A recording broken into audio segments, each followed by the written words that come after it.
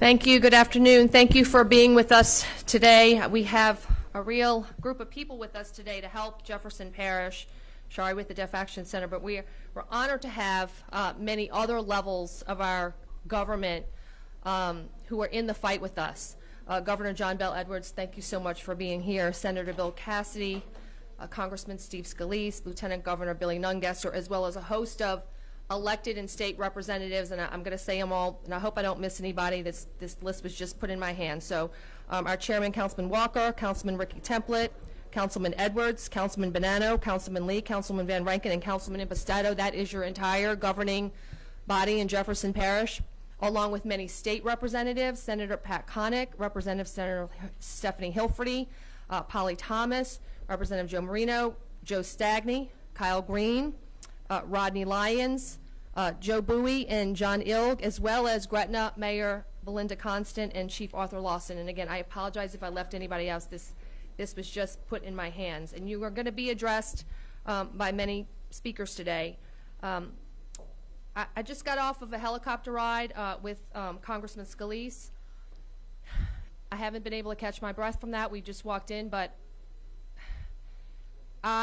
my focus has been on Jefferson Parish since before the storm, and I guess it's my own naivety. We've just been so focused on Jefferson Parish. I feel foolish to say it. I had no idea how devastating this storm was to such an incredible amount of communities. I guess I've been so isolated here in my parish that the destruction at the complete area. We were with Parish President of Archie Chasson. He is driving, on a helicopter. I'm looking at my parish. He's looking at his parish, and I think we were both heartbroken, looking at the utter devastation. We flew over Grand Isle. We flew over Lafitte. It's like you take a little house, you crumple it up, from the helicopter, it looks like matchsticks, like a little pile of matchsticks that you're flying over. For some reason, the cows made it. I'll have to look at that.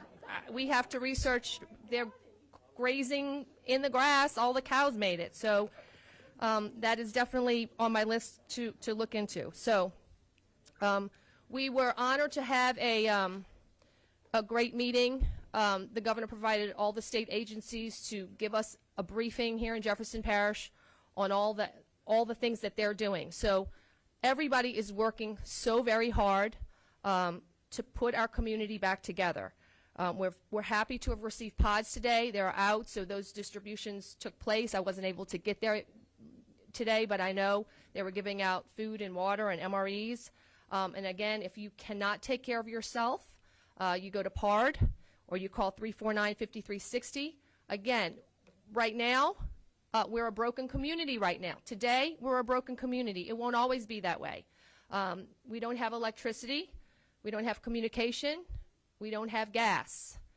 Our water and sewer systems are very fragile. So as of today, if you cannot sustain yourself, if you can't take care of yourself, government can help you, but it just can't be within this parish at this moment.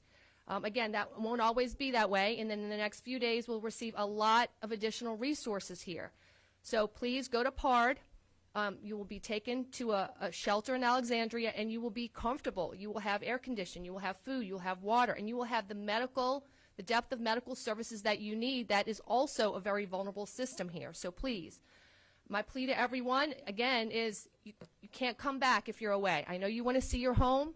I took a lot of footage of Grand Isle. I'm going to get with our public information office to post the video that we have So maybe you can see an aerial view of your home. So you'll see something. But it's not the time to come back. I promise you, everybody standing with me today here is doing everything they can to make our recovery as quick as possible, but we have to be patient. Today, you still cannot come home. So again, we were able to express our needs to the governor. I know the need today. This will expand as the days go, but today, fuel is our big need.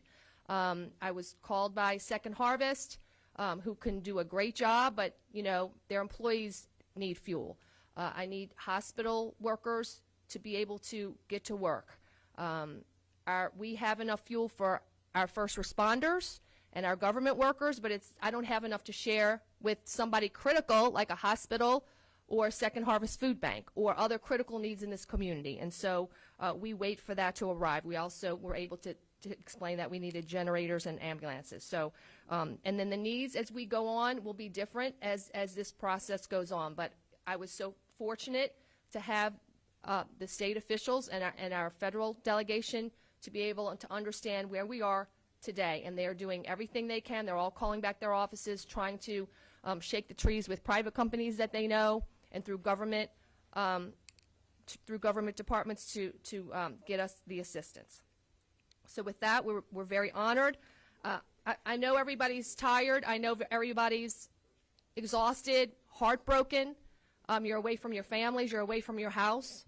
But I want you to look around the room and see these people. This is our home that we're fighting for. This is our community that we're fighting to put back together. And I promise you, their resilience and their determination will do well by you. But just please be patient and give us time. The battle is very big for us to fight, but we will fight and we will prevail. Thank you. Governor Edwards. Madam President, thank you very much. And I want to thank Senator Cassidy and Congressman Scalise and all the people who are here today behind me. And really, more than any of us, all the first responders here in Jefferson Parish and across the state of Louisiana who have been working so hard and so well. I do want to announce that I've been informed that the President has accepted my invitation. He will be coming to Louisiana on Friday. I don't know exactly what time or what his itinerary is, but I do appreciate the fact that he's going to come because there's nothing quite like visiting in person. Much like Cynthia just told you, when you see it for yourself, it is just so much more compelling than when you hear about it or read about it or maybe even you just see it on TV. Our people have taken a pretty good lick here from Hurricane Ida. But our people are very resilient and strong as well. Having said that, we need all the help that we can get from the federal government, from the nonprofit sector, from the faith community, and certainly from us at the state level and working with our local partners as well. We were able to fly over Grand Isle and Jean Lafitte and much of South Louisiana yesterday. On the way over here today, we flew over a different part of Jefferson Parish. There's significant damage everywhere. We've got a lot of work to do. I do want to start with a couple of pieces of positive news, one of which is, and I am very careful about what I say, but there are certain ways in which we've been very blessed. As I stand before you today, there are 2 confirmed fatalities, and when you think about the sheer magnitude of utter devastation, the fact that that's where we are is miraculous. Now, it's our job to make sure that we don't lose more people unnecessarily because of carbon monoxide poisoning and accidents and so forth and heat exhaustion. Also, we're blessed because our levees held up. They performed the way that they were supposed to.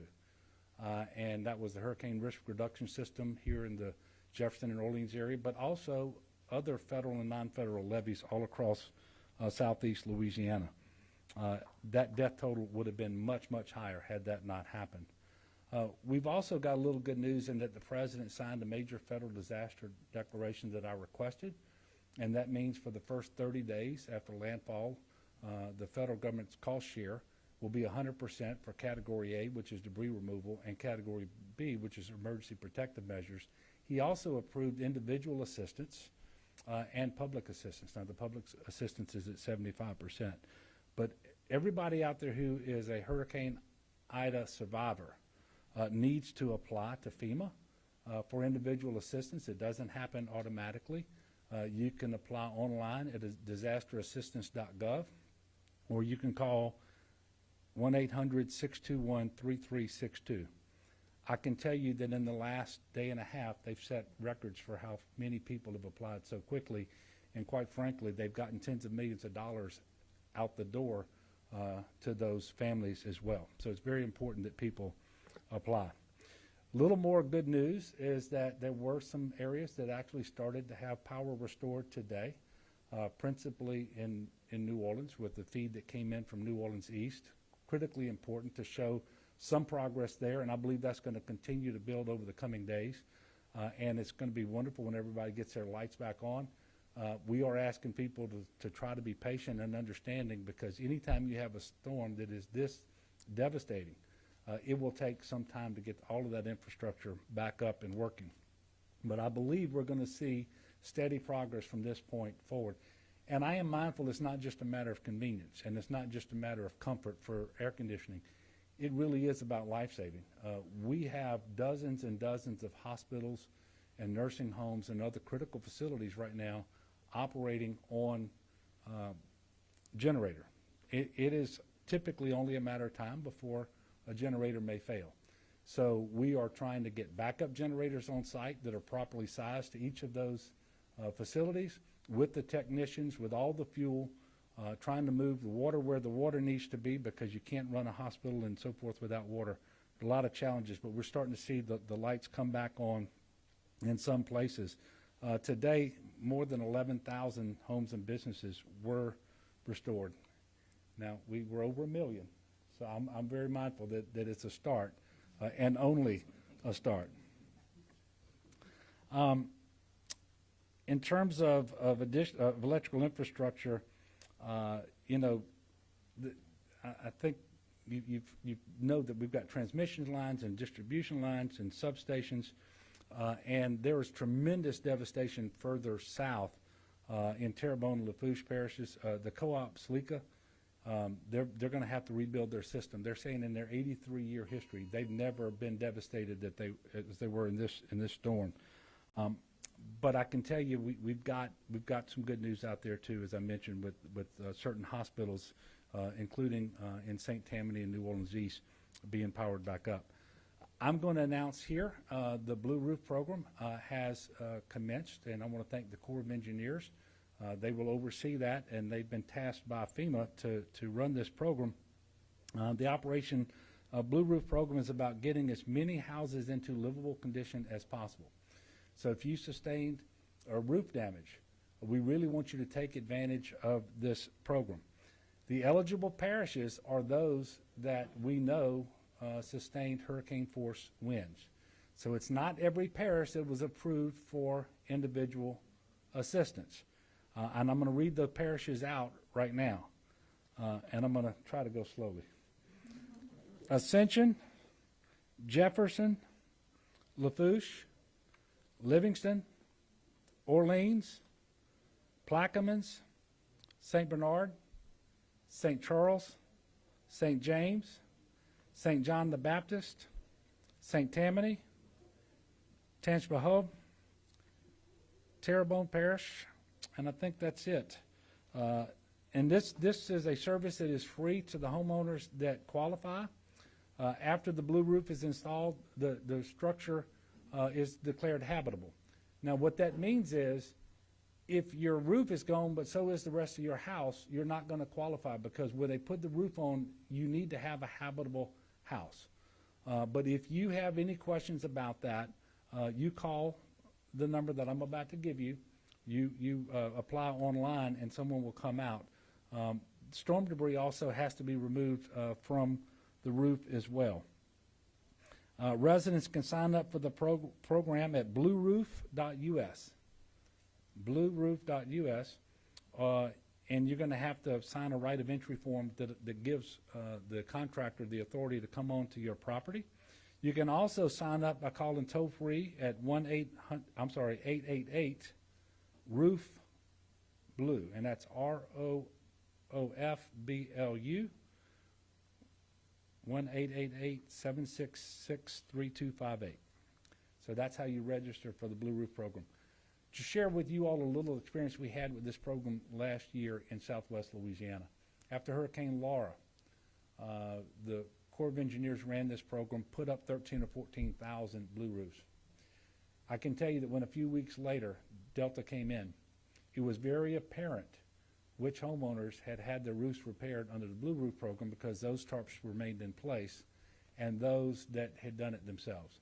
So I'm encouraging homeowners out there to take advantage of this program. We have seen the difference it can make, and we still have a lot of hurricane season left to go.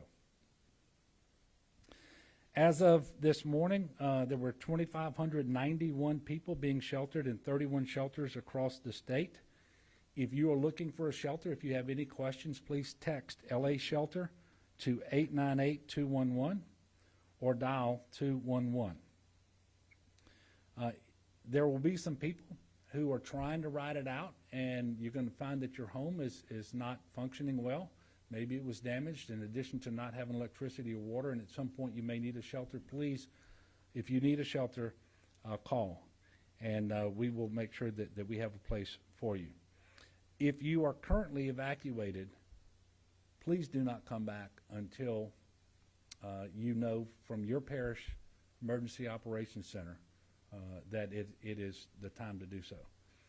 Really, we cannot sustain people. Stores aren't open, schools aren't open, pharmacies aren't open, our hospitals are very challenged. You don't have electricity, you don't have water.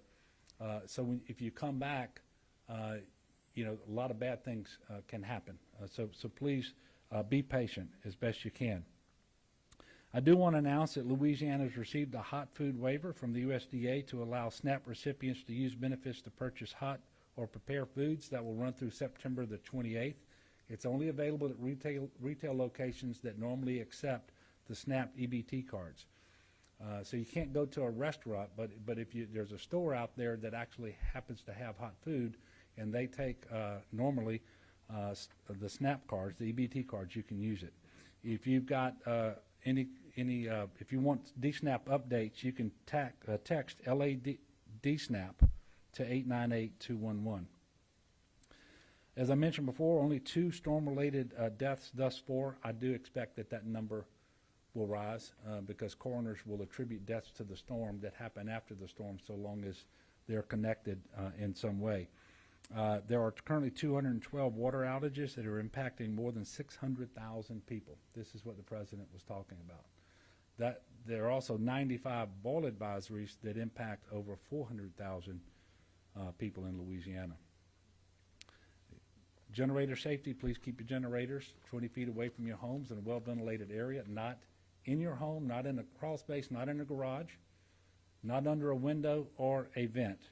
And please cool them off for 20 minutes before you refuel them. I can tell you that the Department of Transportation has used their buses to transport more than 1,200 people throughout the event, and they're going to stay on place. They've got more than 200 buses and paratransit vehicles. There remain 73 weather-related closures across the state. So the point here is, while the interstates are open and the major U.S. highways are open, once you get off of those, there are a lot of road closures. Please go to 511la.org before you leave your house to make sure you can get where you're going. Bridge inspections have begun, but understand that there are more than 1,500 bridges just in the North Shore and New Orleans, greater New Orleans areas. They all have to be inspected. The CPRA is conducting dewatering operations in Lafourche, Plaquemines, St. Bernard, St. Charles. They're starting in Jefferson. I think the Corps of Engineers, General Spellman went down today with Chip Klein of the CPRA looking to start dewatering efforts in the Jean Lafitte area. But it's also happening in St. John the Baptist. And if you've seen Laplace, you can just see it from the interstate. You know that the water is a real problem there. They are still doing inspections, the CPRA, on the hurricane risk reduction system and all the other levees to make sure that any damage gets repaired, because we are still in hurricane season. I want you to know the entirety of the Louisiana National Guard is activated, 5,659 guardsmen in support of current operations. They actually conducted 17 points of distribution, so this is a distribution of commodities, things like water and tarps and MREs. They did those in Lafourche and Tangipahoa and St. James, Orleans, St. John, St. Charles, Plaquemines, and here in Jefferson Parish today. And there will be more pods open tomorrow than today. All total, and these are just the state agencies, and this is a very small number of the total who've been rescued. But state agencies have rescued a total of 636 people and 73 pets. I want you to know we have 21 search and rescue teams from about 17 different states on hand in Louisiana right now. And I thank all the governors of those other states, because it's not just those rescue teams, it's National Guardsmen. We have state troopers coming in from other states to assist in law enforcement. We have sheriff's deputies coming in from other states. And the truth is, just like we all work so hard together here, that happens all across the country as well. So we appreciate that. To talk about something that is obviously difficult at a time like this, it further complicates all of our efforts. We did start reporting our COVID numbers again today. And since the last time they were reported 4 days ago, there have been 12,380 new cases. And with many, many testing sites down, we know that the number is much higher than that. Over the last 4 days, 223 additional people have died. That brings us to 12,582.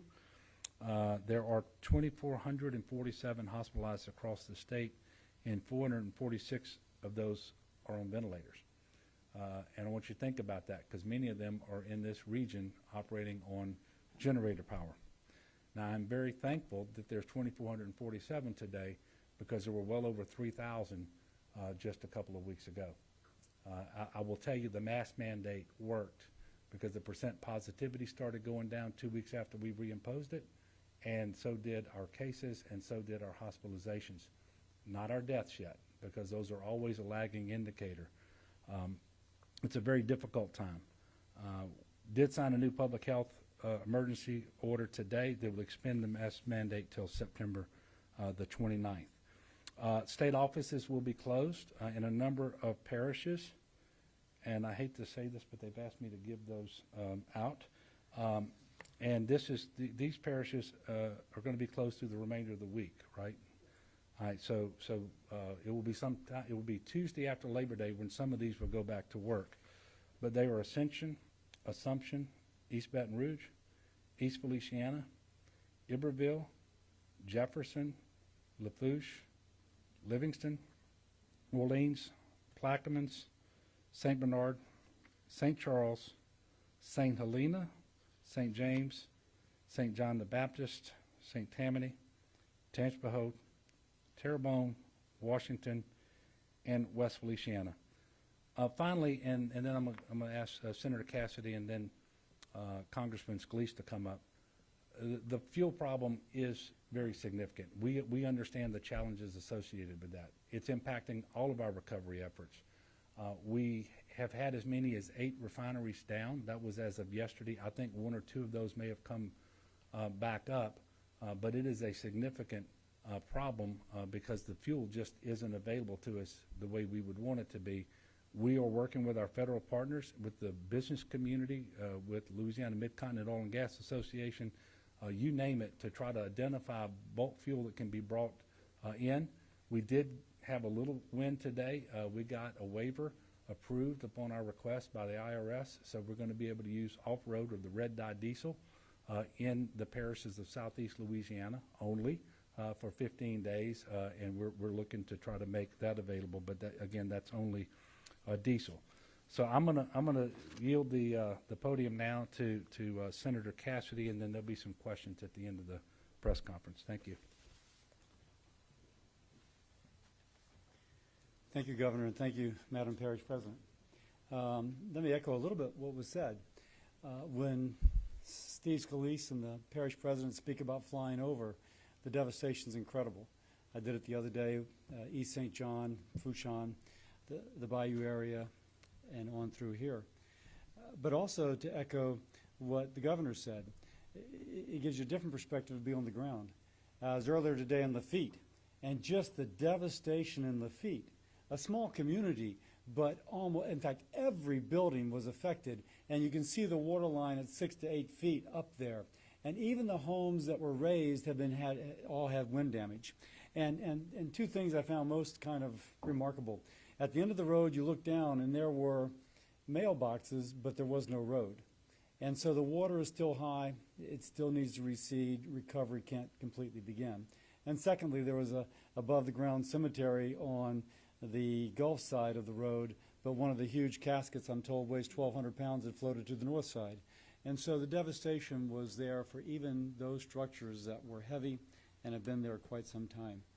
I want to just thank again all the federal partners, local and state.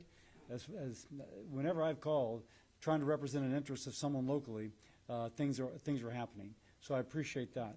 And now I want to speak both to the distant past, to a year ago, and then to the future.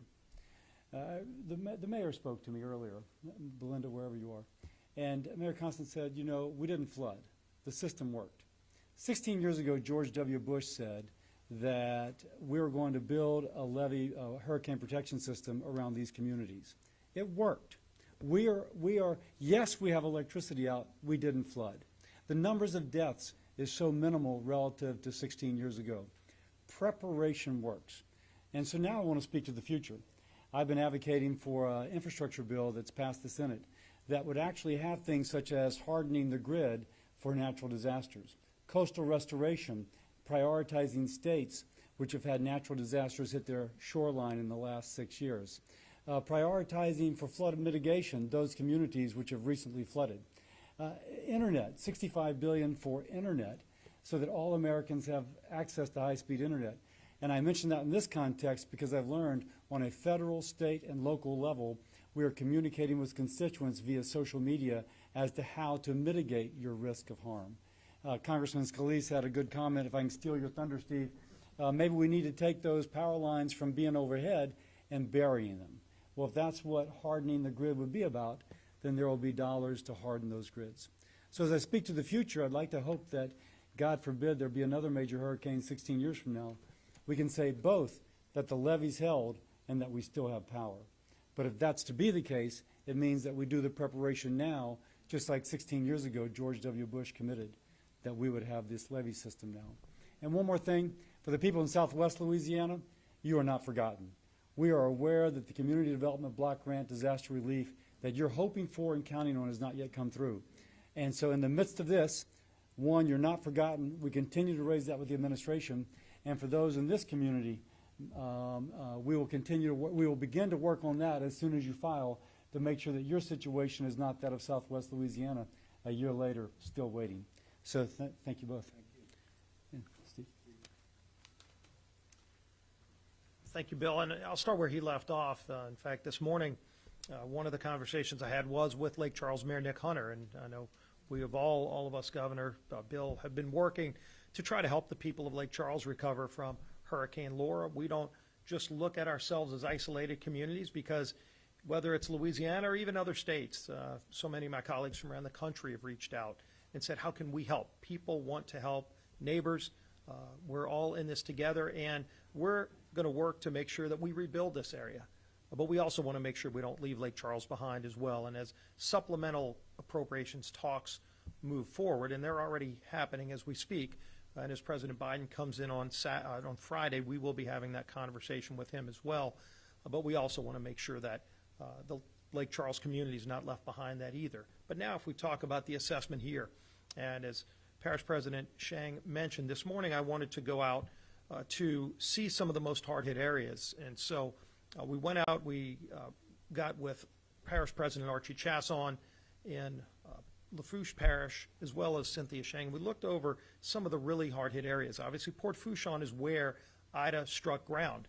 And when you look at some of the reports, I wouldn't be surprised if they go back and reassess this and upgrade it to a Category 5 storm, because when you look at some of the damage, they recorded in parts of Port Fourchon winds in excess of 180 miles an hour. So when you look at that devastation, and it's massive devastation, when you see major marine vessels picked up and moved, dry docks picked up and moved, it tells you just what kind of strong winds hit for sustained hours at a time to do so much damage. We saw the destruction that was done to those communities in Grand Isle and Port Fourchon, and we wrote up the whole route that Ida took, and you can see the devastation all around. So we know this is going to be a process to get back on track, to rebuild stronger. But as we rebuild stronger, we really need to rethink how we rebuild. And this is something we did after Hurricane Katrina. There were a lot of debates about levees. We saw the flaws of the old levee boards. We had big battles in Baton Rouge and overcame those and finally reorganized our levee boards to put professionals in charge. And when we rebuilt those levees, Governor, we saw much stronger levees, as the governor alluded to, that held. All of those levees, even the levees in Terrebonne and Lafourche that they built on their own. They're not yet Corps certified. We're trying to get Morganza to the Gulf. But they built their own levees, and those levees held even in these highly destructive winds of Hurricane Ida. And so because we rethought how to do it better, not just rebuilding what we had, not rebuilding what broke, but rebuilding better so it doesn't break again, and those levees didn't break.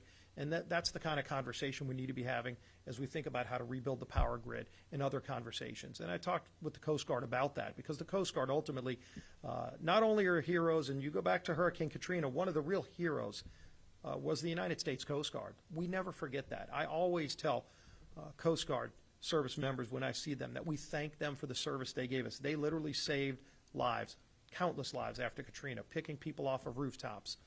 Well, you know what? They did it again.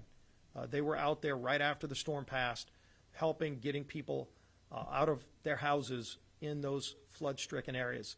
And they also are in charge of our navigable waterways, and there's a lot of damage to our navigable waterways, not just the power line over the Mississippi River, but also some of the vessels that are strewn about. They're well aware of that.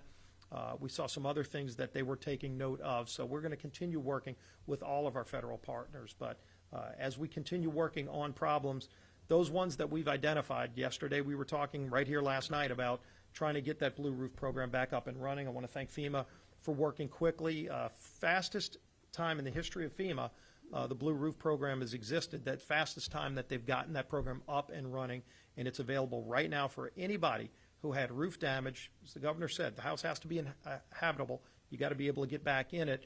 But if the roof has damage, that program is now up and running, fully paid for by FEMA through the Corps of Engineers, to get people out there to put a blue roof on your roof, not just to pick up a tarp, but to actually install it professionally so that you can get through the storm, get through whatever might come in the future weeks and months until you can get your roof fixed.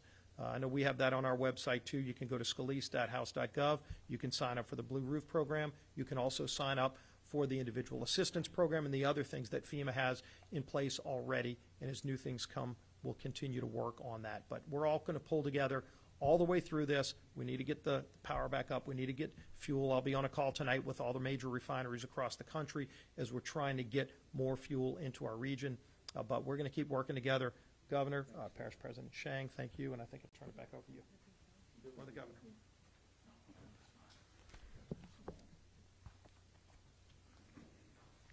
I knew you'd be first. We'll take a few questions now. All right, Governor, what additional resources might you ask the President for when he's in Louisiana, and what steps do you think he can take to get more fuel to this state? Well, the second question was fuel? Yes. Okay. I'll go there first. Obviously, he's got a Secretary of Energy, he's got a FERC, and there are controls that they have across the country. But quite frankly, we need bulk fuel be brought in before the refineries come back up on their own, because right now we don't know when that's going to be. And what we need is gas and diesel, and not just all across Louisiana, but particularly focused on southeast Louisiana. And the irony here is that it's 2/3 of the state's refining capacity that's down, but the state of Louisiana provides fuel for the rest of the country. And now we need the rest of the country to give up a little bit of their fuel to come back to Louisiana so we can deal with this hurricane and get our recovery started the way that it should.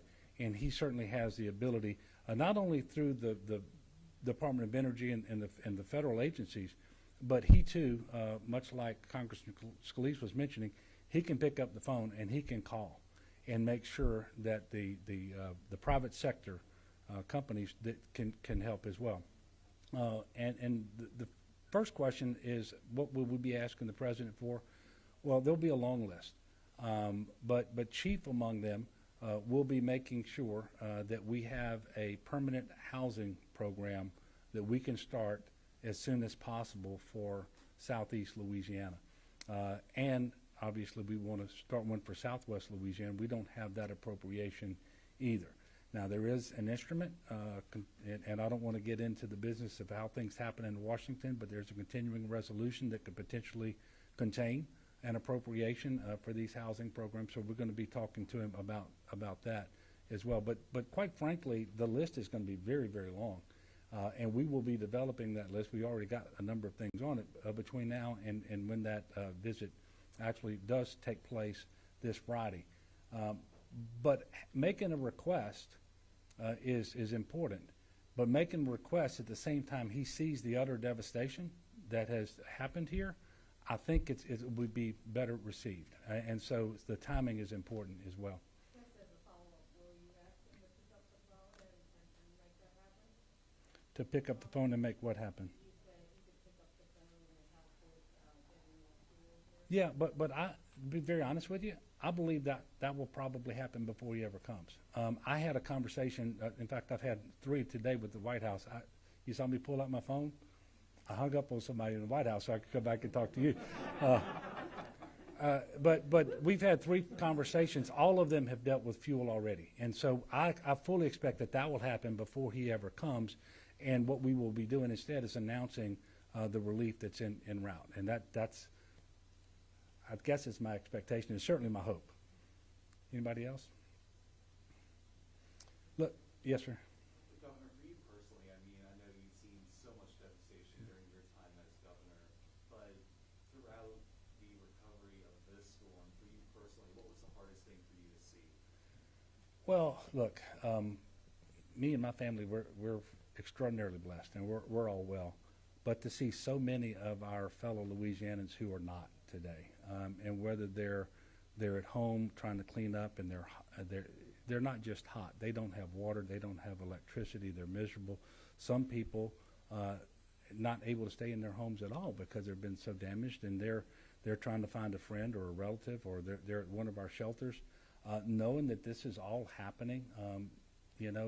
Again in Louisiana, we had 4 hurricanes that struck Louisiana last year, and this one is just horrendous. But I guess I'm also at the same time, and I hope everyone is inspired by just the goodness and the decency and the generosity of the people of Louisiana. They are hardworking and faithful and good people, and you're always going to hear some stories because the media likes to promote the sensational and the bad news.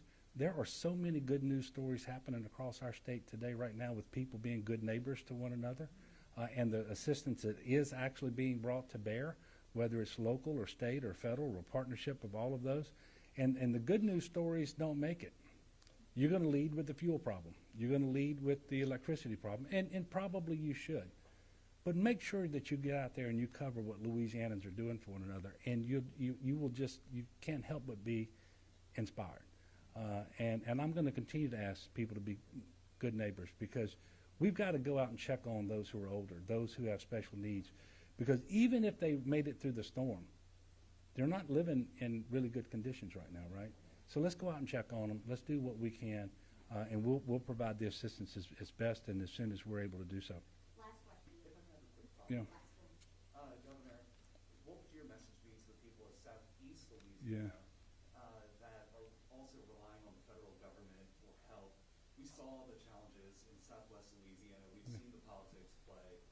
What would your message be to the people of Southeast Louisiana to say, hey, this isn't going to happen. We're going to make sure that everyone's taken care of? Well, first of all, we're going to take care of the people in Southwest Louisiana. It's just going to be later than it needed to be. And I don't want people to think we haven't been working for Southwest Louisiana. We have committed money from housing programs, from the Watershed Initiative, from community development, from the Capital Outlay Program, and so forth.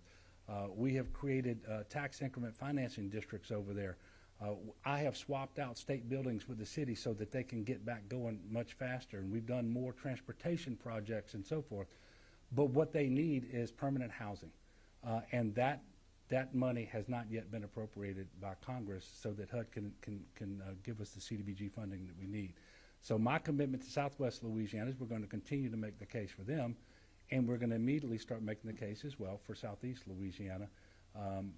You know, and I have every expectation, and I don't know why. There's no excuse for why it's a year later and we don't have it for Southwest Louisiana. But we know the nation is focused on Louisiana right now for Ida, and we're going to take advantage of that and see if we can't turn that into a very speedy appropriation in Congress. And I can tell you our congressional delegation is fighting. I absolutely know that. I can tell you I've been favorably impressed with the conversations that I've had thus far with the White House. We just have to make it all happen. And my message is we're going to work night and day to make that happen just as soon as we possibly can. Thank you all very much, and God bless you, and thank all the people that were up here as well.